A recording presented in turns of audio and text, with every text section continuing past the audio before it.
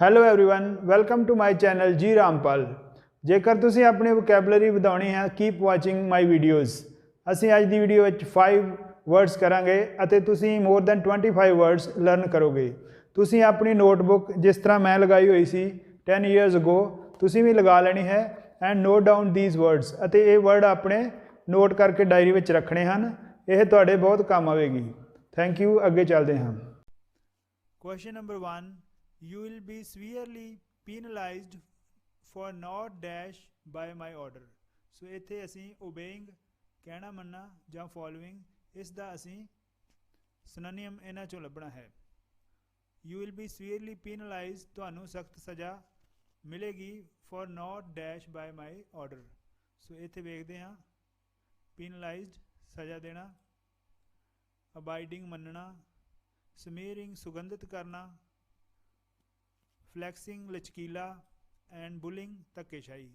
ਸੋ ਇਹਨਾਂ ਵਿੱਚੋਂ ਜਿਹੜਾ ਹੈ ਅਬਾਈਡ ਬਾਏ ਪਿੱਛੇ ਵੀ ਅਸੀਂ ਵੀਡੀਓ ਵਿੱਚ ਵੇਖਿਆ ਸੀ, ਇਹ ਹੀ ਆਏਗਾ। So abiding, you will be severely penalized not for not abiding by my order. Don't you understand ਕਿ ਤੁਸੀਂ ਸਮਝਦੇ ਨਹੀਂ। That you will gain weight ਕਿ ਤੁਸੀਂ ਤੁਹਾਡਾ ਭਾਰ ਵੱਧ ਜਾਏਗਾ। ਗੇਨ ਵੇਟ ਭਾਰ ਵਧਾਉਣਾ।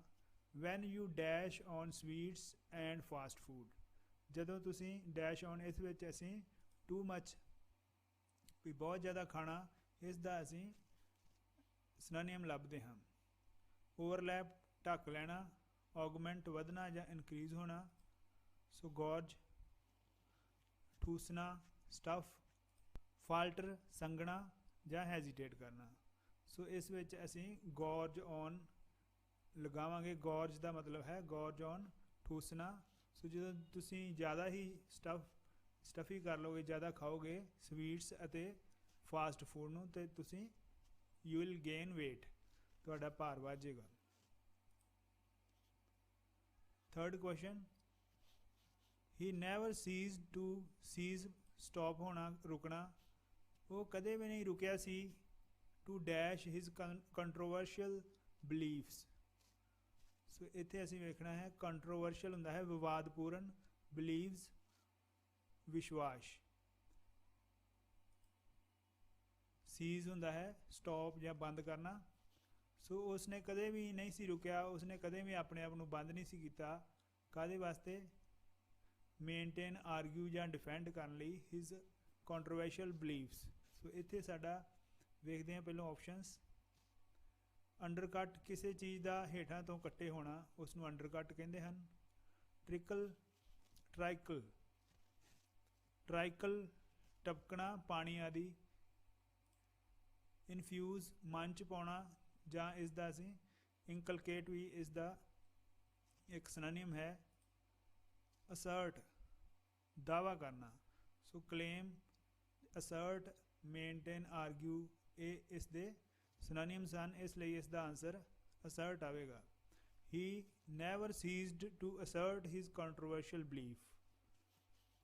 ਉਹ ਕਦੇ ਵੀ ਨਹੀਂ ਸੀ ਰੁਕਿਆ ਦਾਅਵਾ ਕਰਨ ਤੋਂ, ਆਪਣੇ ਵਿਵਾਦਪੂਰਨ ਵਿਸ਼ਵਾਸਾਂ 'ਤੇ ਦਾਅਵਾ ਕਰਨ ਤੋਂ ਕਦੇ ਵੀ ਨਹੀਂ ਸੀ ਰੁਕਿਆ। I use a special lotion. ਮੈਂ ਇੱਕ ਸਪੈਸ਼ਲ ਲੋਸ਼ਨ ਯੂਜ਼ ਕਰਦਾ ਹਾਂ। ਦੈਟ ਜਿਹੜਾ ਇੱਥੇ ਦੈਟ ਦਾ ਮਤਲਬ ਹੈ ਜਿਹੜਾ ਕੀਪਸ ਅਵੇ ਦੂਰ ਰੱਖਦਾ ਹੈ, ਦੂਰ ਰੱਖਣਾ। ਇਨਸੈਕਟਸ ਕੀੜੇ ਮਕੌੜੇ। ਵੇਖਦੇ ਹਾਂ ਆਪਸ਼ਨਸ। ਔਰਬਿਟਸ ਧੁਰੇ ਦੁਆਲੇ ਚੱਕਰ ਲਾਉਣਾ। ਰਿਪੈਲਸ ਤਿੱਤਰ ਬਿੱਤਰ ਕਰਨਾ। ਪੈਨਸ ਕੜਾਹੀ 'ਚ ਪਾਉਣਾ। ਰਿਲੇਜ਼ ਪ੍ਰਸਾਰਨ ਕਰਨਾ ਜਾਂ ਬ੍ਰੌਡਕਾਸਟ ਕਰਨਾ। ਸੋ ਇੱਥੇ ਸਾਡਾ ਆਏਗਾ ਕਿ ਮੈਂ ਇਹੋ ਜਿਹਾ ਇੱਕ ਲੋਸ਼ਨ ਯੂਜ਼ ਕਰਦਾ ਹਾਂ ਦੈਟ ਜਿਹੜਾ ਤਿੱਤਰ ਬਿੱਤਰ ਕਰ ਦਿੰਦਾ ਹੈ। That ਰਿਪੈਲਸ insects. ਸੋ ਇਸ ਦਾ ਆਨਸਰ ਹੈ ਰਿਪੈਲਸ। ਕੁਐਸਚਨ ਨੰਬਰ 5, ਦ ਅਰਥਕੁਐਕ ਵਿਕਟਮਸ। ਅਰਥਕੁਐਕ ਭੂਚਾਲ, ਵਿਕਟਮਸ ਪੀੜਿਤ। ਆਰ ਐਲੀਜੀਬਲ ਫॉर, ਐਲੀਜੀਬਲ ਯੋਗ ਹੋਣਾ, ਫॉर ਕਾਹਦੇ ਵਾਸਤੇ ਯੋਗ ਹਨ? Dash housing. ਇੱਥੇ ਫਾਈਨਾਂਸਡ, ਸਪੋਰਟਡ ਇਹਨਾਂ ਦਾ ਅਸੀਂ ਲੱਭਦੇ ਹਾਂ ਸਿਨੋਨਿਮ।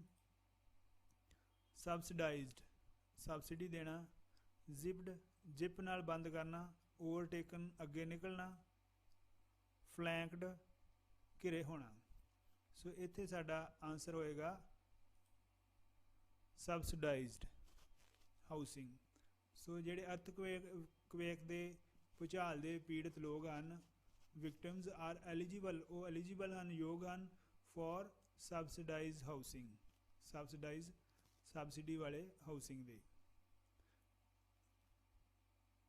सो ये सीगा अज दा अपना वोकैबलरी लैसन। फिर अगले लैसन विच मिलते हैं। Thank you.